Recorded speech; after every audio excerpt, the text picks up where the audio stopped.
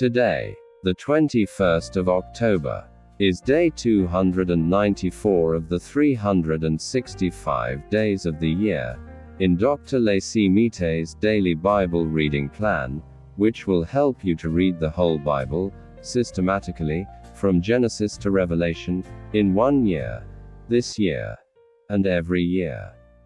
Today's Bible reading is from Mark chapter 8, chapter 9, and chapter 10.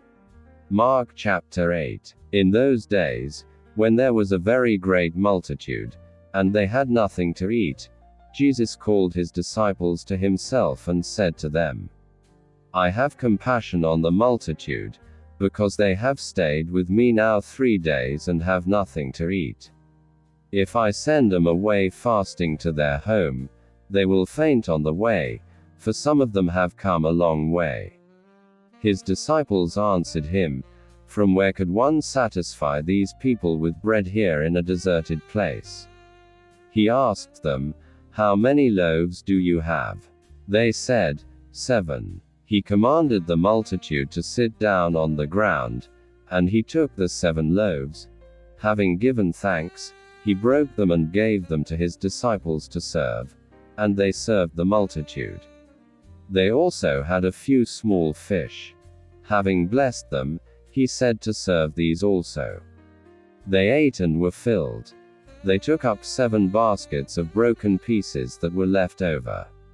Those who had eaten were about 4,000. Then he sent them away.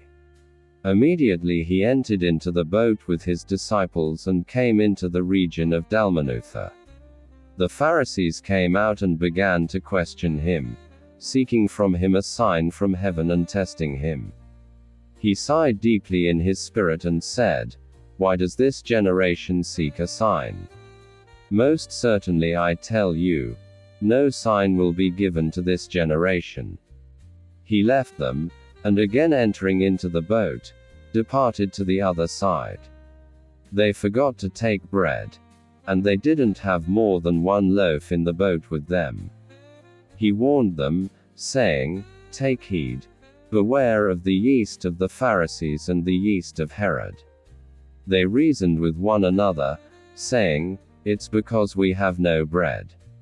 Jesus, perceiving it, said to them, Why do you reason that it's because you have no bread? Don't you perceive yet or understand? Is your heart still hardened? Having eyes, don't you see? Having ears, don't you hear?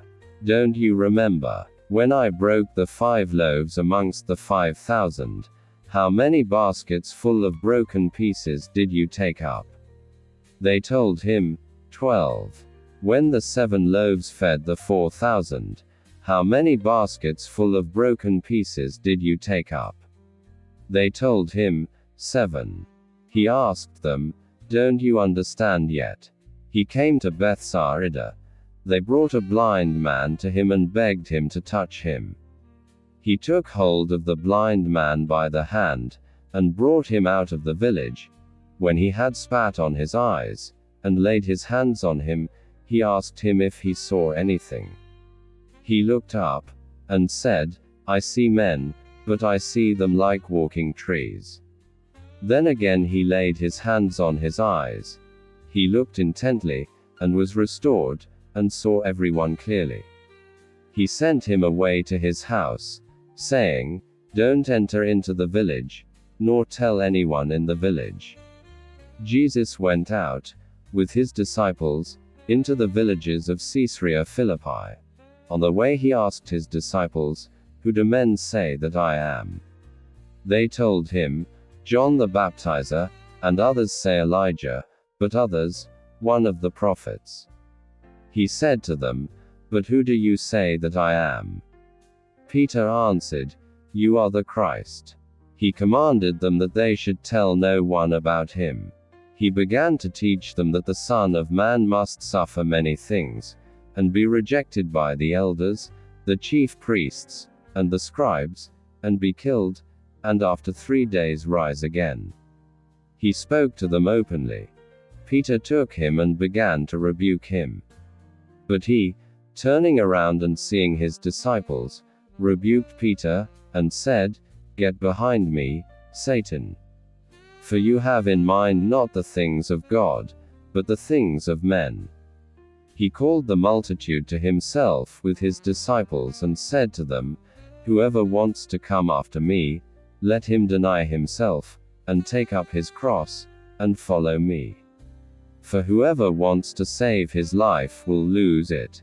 And whoever will lose his life for my sake and the sake of the good news will save it. For what does it profit a man to gain the whole world and forfeit his life? For what will a man give in exchange for his life? For whoever will be ashamed of me and of my words in this adulterous and sinful generation, the Son of Man also will be ashamed of him when he comes in his Father's glory with the holy angels." Mark chapter 9. He said to them, "Most certainly I tell you, there are some standing here who will in no way taste death until they see God's kingdom come with power." After 6 days Jesus took with him Peter, James, and John, and brought them up onto a high mountain privately by themselves, and he was changed into another form in front of them. His clothing became glistening, exceedingly white, like snow, such as no launderer on earth can whiten them. Elijah and Moses appeared to them, and they were talking with Jesus. Peter answered Jesus, "Rabbi, it is good for us to be here. Let's make 3 tents, one for you, one for Moses, and one for Elijah." For he didn't know what to say, for they were very afraid. A cloud came, overshadowing them, and a voice came out of the cloud, "This is my beloved Son. Listen to him." Suddenly looking around, they saw no one with them any more, except Jesus only. As they were coming down from the mountain, he commanded them that they should tell no one what things they had seen, until after the Son of Man had risen from the dead. They kept this saying to themselves, questioning what the "rising from the dead" meant. They asked him, saying, "Why do the scribes say that Elijah must come first?" He said to them, "Elijah indeed comes first, and restores all things. How is it written about the Son of Man, that he should suffer many things and be despised? But I tell you that Elijah has come, and they have also done to him whatever they wanted to, even as it is written about him." Coming to the disciples, he saw a great multitude around them, and scribes questioning them. Immediately all the multitude, when they saw him, were greatly amazed, and running to him, greeted him. He asked the scribes, "What are you asking them?" One of the multitude answered, "Teacher, I brought to you my son, who has a mute spirit. And wherever it seizes him, it throws him down, and he foams at the mouth, grinds his teeth, and becomes rigid. I asked your disciples to cast it out, and they weren't able." He answered him, "Unbelieving generation, how long shall I be with you? How long shall I bear with you? Bring him to me." They brought him to him, and when he saw him, immediately the spirit convulsed him and he fell on the ground, wallowing and foaming at the mouth. He asked his father, "How long has it been since this has been happening to him?" He said, "From childhood. Often it has cast him both into the fire and into the water to destroy him. But if you can do anything, have compassion on us and help us." Jesus said to him, "If you can believe, all things are possible to him who believes." Immediately the father of the child cried out with tears, "I believe. Help my unbelief." When Jesus saw that a multitude came running together, he rebuked the unclean spirit, saying to him, "You mute and deaf spirit, I command you, come out of him, and never enter him again." After crying out and convulsing him greatly, it came out of him. The boy became like one dead, so much that most of them said, "He is dead." But Jesus took him by the hand and raised him up. And he arose. When he had come into the house, his disciples asked him privately, "Why couldn't we cast it out?" He said to them, "This kind can come out by nothing but by prayer and fasting." They went out from there and passed through Galilee. He didn't want anyone to know it.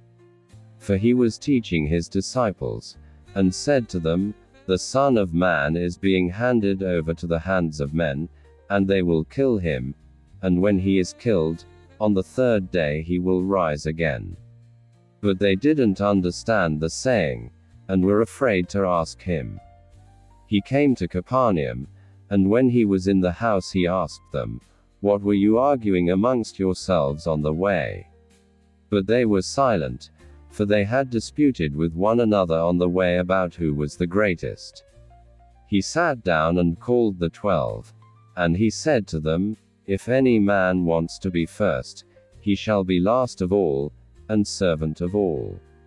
He took a little child and set him in the middle of them. Taking him in his arms, he said to them, "Whoever receives one such little child in my name receives me. And whoever receives me, doesn't receive me, but him who sent me." John said to him, "Teacher, we saw someone who doesn't follow us casting out demons in your name, and we forbade him, because he doesn't follow us." But Jesus said, "Don't forbid him, for there is no one who will do a mighty work in my name and be able quickly to speak evil of me. For whoever is not against us is on our side. For whoever will give you a cup of water to drink in my name because you are Christ's, most certainly I tell you, he will in no way lose his reward. Whoever will cause one of these little ones who believe in me to stumble, it would be better for him if he were thrown into the sea with a millstone hung around his neck. If your hand causes you to stumble, cut it off. It is better for you to enter into life maimed, rather than having your two hands to go into hell, into the unquenchable fire, where their worm doesn't die, and the fire is not quenched. If your foot causes you to stumble, cut it off. It is better for you to enter into life lame, rather than having your 2 feet to be cast into hell, into the fire that will never be quenched, where their worm doesn't die, and the fire is not quenched. If your eye causes you to stumble, throw it out. It is better for you to enter into God's kingdom with one eye, rather than having 2 eyes to be cast into the hell of fire, where their worm doesn't die, and the fire is not quenched. For everyone will be salted with fire, and every sacrifice will be seasoned with salt. Salt is good, but if the salt has lost its saltiness, with what will you season it? Have salt in yourselves, and be at peace with one another. Mark chapter 10. He arose from there and came into the borders of Judea and beyond the Jordan. Multitudes came together to him again. As he usually did, he was again teaching them. Pharisees came to him testing him, and asked him, "Is it lawful for a man to divorce his wife?" He answered, "What did Moses command you?" They said, "Moses allowed a certificate of divorce to be written, and to divorce her." But Jesus said to them, "For your hardness of heart, he wrote you this commandment. But from the beginning of the creation, God made them male and female. For this cause a man will leave his father and mother, and will join to his wife. And the two will become one flesh, so that they are no longer two, but one flesh. What therefore God has joined together, let no man separate." In the house, his disciples asked him again about the same matter. He said to them, "Whoever divorces his wife and marries another commits adultery against her. If a woman herself divorces her husband and marries another, she commits adultery." They were bringing to him little children, that he should touch them, but the disciples rebuked those who were bringing them. But when Jesus saw it, he was moved with indignation and said to them, "Allow the little children to come to me. Don't forbid them, for God's kingdom belongs to such as these. Most certainly I tell you, whoever will not receive God's kingdom like a little child, he will in no way enter into it." He took them in his arms and blessed them, laying his hands on them. As he was going out into the way, one ran to him, knelt before him, and asked him, "Good teacher, what shall I do that I may inherit eternal life?" Jesus said to him, "Why do you call me good? No one is good except one, God. You know the commandments. Do not murder, do not commit adultery, do not steal, do not give false testimony, do not defraud, honor your father and mother." He said to him, "Teacher, I have observed all these things from my youth." Jesus looking at him loved him, and said to him, "One thing you lack. Go, sell whatever you have and give to the poor, and you will have treasure in heaven, and come, follow me," taking up the cross. But his face fell at that saying, and he went away sorrowful, for he was one who had great possessions. Jesus looked around and said to his disciples, "How difficult it is for those who have riches to enter into God's kingdom." The disciples were amazed at his words. But Jesus answered again, "Children, how hard it is for those who trust in riches to enter into God's kingdom. It is easier for a camel to go through a needle's eye than for a rich man to enter into God's kingdom." They were exceedingly astonished, saying to him, "Then who can be saved?" Jesus, looking at him, said, "With men it is impossible, but not with God, for all things are possible with God." Peter began to tell him, "Behold, we have left all and have followed you." Jesus said, "Most certainly I tell you, there is no one who has left house, or brothers, or sisters, or father, or mother, or wife, or children, or land, for my sake, and for the sake of the good news. But he will receive 100 times more now in this time, houses, brothers, sisters, mothers, children, and land, with persecutions, and in the age to come eternal life. But many who are first will be last, and the last first." They were on the way, going up to Jerusalem, and Jesus was going in front of them, and they were amazed, and those who followed were afraid. He again took the 12, and began to tell them the things that were going to happen to him. "Behold, we are going up to Jerusalem. The Son of Man will be delivered to the chief priests and the scribes. They will condemn him to death, and will deliver him to the Gentiles. They will mock him, spit on him, scourge him, and kill him. On the third day he will rise again." James and John, the sons of Zebedee, came near to him, saying, "Teacher, we want you to do for us whatever we will ask." He said to them, "What do you want me to do for you?" They said to him, "Grant to us that we may sit, one at your right hand and one at your left hand, in your glory." But Jesus said to them, "You don't know what you are asking. Are you able to drink the cup that I drink, and to be baptized with the baptism that I am baptized with?" They said to him, "We are able."